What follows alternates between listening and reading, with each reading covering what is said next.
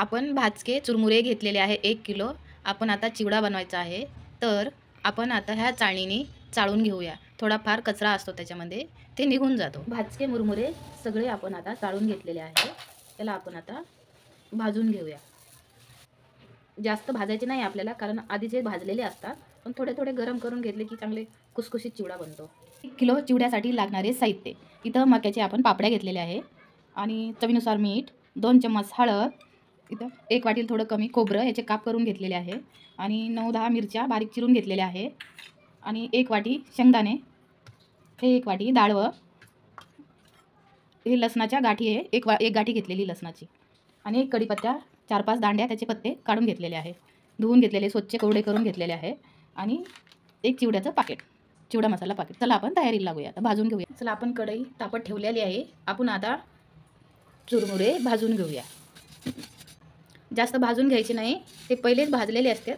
आता आपले हे भाजून झालेले सगळे चुरमुरे आपण ह्याच प्रकारे भाजून घेऊया.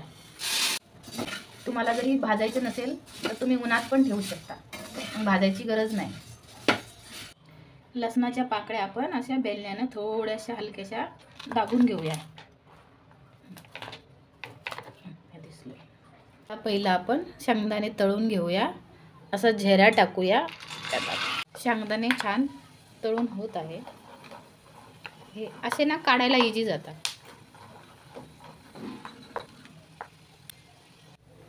शेंगदाण्याला कलर आला की असं समजायचं शेंगदाणे तळून झालेले. अशा प्रकारे शेंगदाणे तळून घ्यायचे असते.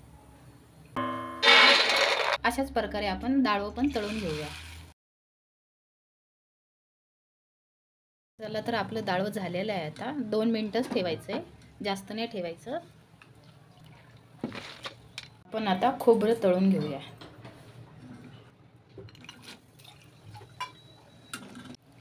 आपलं आता खोबरंही तळून झालेलं आहे. आता आपण कढीपत्ता पण टाकून घेऊया. कढीपत्ताही आपला तळून झालेला आहे, तो पण काढून घेऊया. मिरची पण तळून घेऊया. मिरची सुद्धा आपली तळून झालेली आहे, ती पण काढून घेऊया. लसूण तळून घेऊया.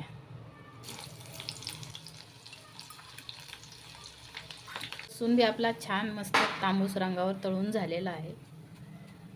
आपण आता डायरेक्ट कढईतच टाकून तळूया, पटकन तळली जाते.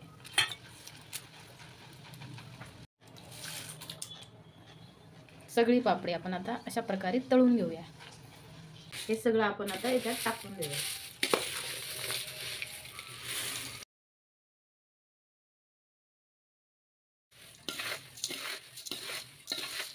अर्धा चम्मच हिंग टाकून घेऊया. चिवडा मसाला टाकून घेऊया. हळद टाकूया आणि मीठ पण टाकून देऊया. जास्त तेल गरम पण नाही पाहिजे, नाहीतर आपला मसाला करपून जातो. तुम्हाला जर मोहरी पाहिजे असेल चिवड्यामध्ये तर तुम्ही मोहरी टाकू शकता. आपण आता हा तळलेला मसाला चिवड्यावर टाकून घेऊया. पूर्ण चिवड्याला मसाला लागला गेला पाहिजे. इथे आपण सगळा मसाला चिवड्याला मिक्स करून घेऊया छानपैकी. आपला चिवडा छान बनलेला आहे, सगळं प्रमाण व्यवस्थित पडलेलं आहे. आवडला तर नक्की कमेंट आणि लाईक करा आणि नक्की ट्राय करून बघा. हे परफेक्ट प्रमाण आहे.